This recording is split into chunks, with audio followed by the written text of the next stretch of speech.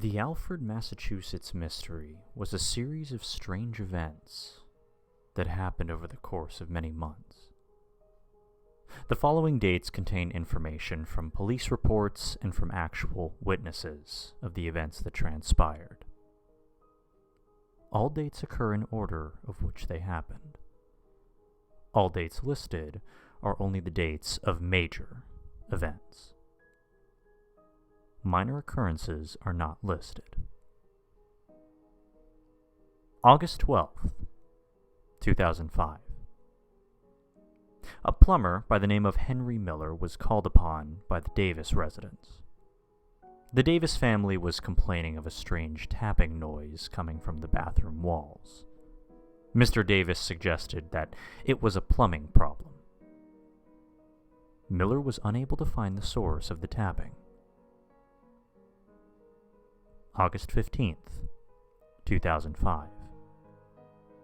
Mr. and Mrs. Davis were woken by the screams of Jonathan Davis, 10 to 12 weeks of age, at approximately 1 a.m. The couple found the baby with bruises on his back and a small cut on his right cheek. They then called the police, who arrived shortly. The small investigation concluded the crib holding the baby was at fault for the injuries. August 23rd, 2005. Mr. Davis left on a plane to Carson City, Nevada, on a business trip at 7 a.m. Mrs. Davis and her 3 children were alone at the residence. At approximately 9:30 p.m., Charlie Davis, 3 years of age, complained of a strange sound coming from Jonathan's room. Mrs. Davis ran to the room only to find that Jonathan was not in the room. The police arrived at 9:47, and the only evidence of disturbance was an open window and scratch marks on the crib. The scratch marks appeared to be human, but contained no DNA evidence. August 24th, 2005. Mr. Davis arrived home to his distraught family. September 3rd, 2005. The police had been receiving multiple reports of a woman screaming and crying at the Davis residence. Police arrived quickly, only to find that nobody was at the house. The Davis family had decided to fly to Sacramento to be with the comfort of Mrs. Davis's grandmother. The officers on duty at the scene reported that they heard no screaming or crying. However, they did report hearing a soft tapping on the walls. October 6th, 2005.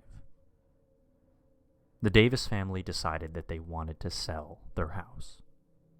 We decided that the house brought back too many bad memories. After the disappearance of Johnny, we could not even bring ourselves to look at the house, stated Mr. Davis. Mrs. Davis refused to comment. March 15th, 2006.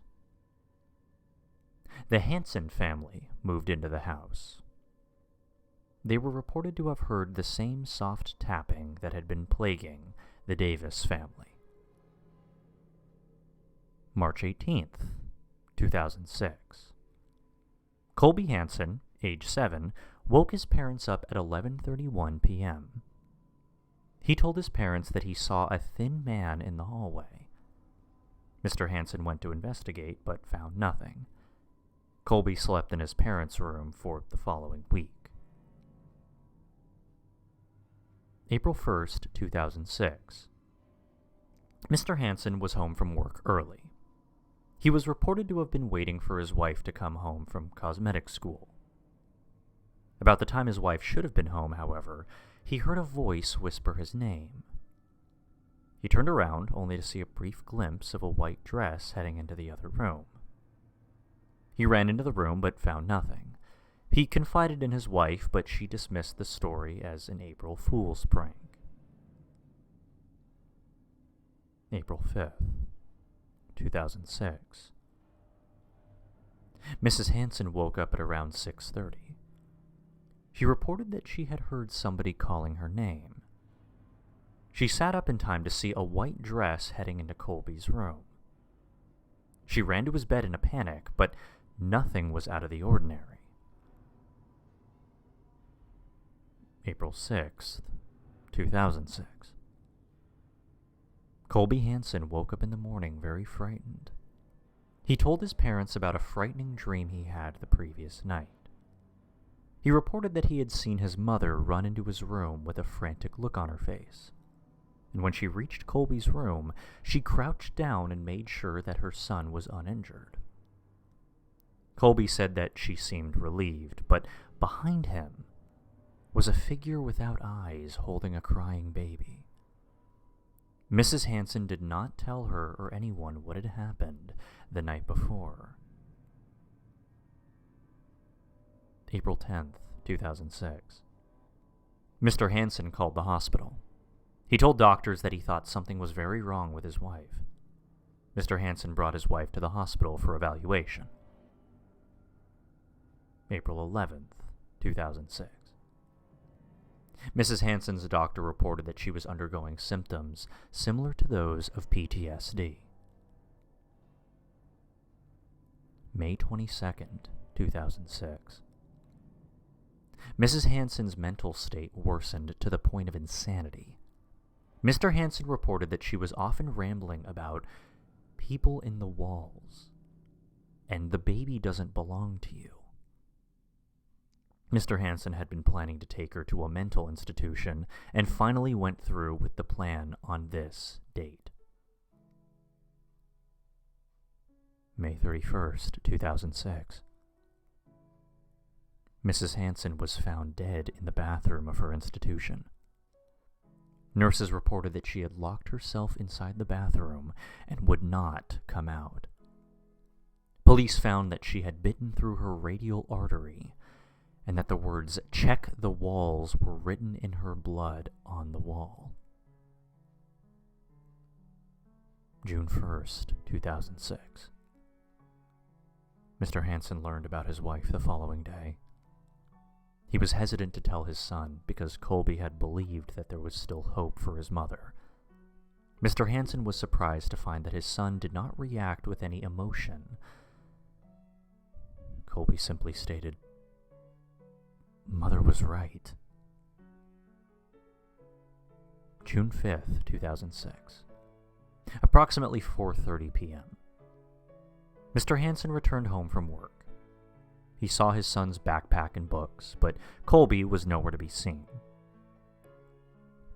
Mr. Hansen soon found his son hanging from a hook in the ceiling.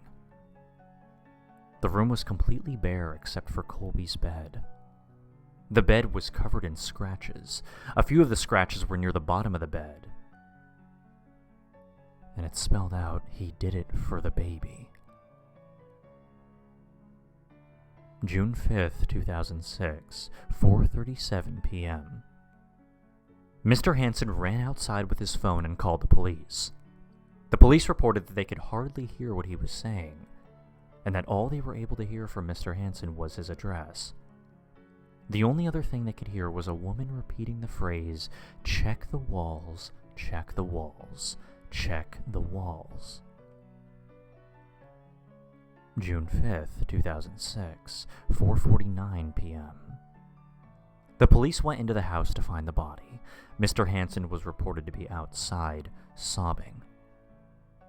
When police went into the house, it was completely empty. There was no furniture or other belongings in the house, and arrows, later found to be drawn in blood, led them to the room Colby had supposedly hanged himself in. A red X was printed on the wall with blood. June 6th, 2006. The police had come to a decision to break through the wall. They hit the wall with an axe and immediately found a dark hole that was formed in the wall. The room was reported to have a very strong odor as soon as the axe broke through the wall. The police found 14 bodies hidden in the walls. Aftermath. The bodies. The police found 15 bodies in total. 11 of them were related to a woman named Elizabeth Natalie Brooks. The walls contained her husband, both of her parents, her 5 children, her brother, and her 2 sisters. The 12th body could not be identified. The 13th body was that of Colby Hansen. And the 14th was Jonathan Davis. The Davis family. The family died in a plane crash on June 5th. The Davis family suffered the only casualties on the plane. Charlie Davis was found to have a journal on his person. He had written a short story about the woman in the walls. Mr. Hansen. Carl Hansen was sent into a coma on March 15, 2007. He died on June 6th. Nurses reported hearing a soft tapping on the walls before he died. Elizabeth Brooks. Elizabeth Brooks was born on June 6, 1938. She married Edward Brooks in 1964. It was a fantastic relationship. Everything changed after their 5th child turned 7. Elizabeth wanted another child, but Edward refused. Elizabeth kept pestering him until he, like Elizabeth's family, decided to beat her. She remained quiet for many years until she decided to call for help in 1987. Edward caught her with the phone, so he grabbed Elizabeth and beat her to death. He hit her in the crawl space between the walls. He also killed all of Elizabeth's family, including his own children, just in case they started to become suspicious. Edward later confessed the entire crime to the police, except for where he hid the bodies. He sent a letter directly to the police and then shot himself. Elizabeth's body was not found until June 6, 2006. Police found her in the crawl space clutching the 6th child she so badly desired.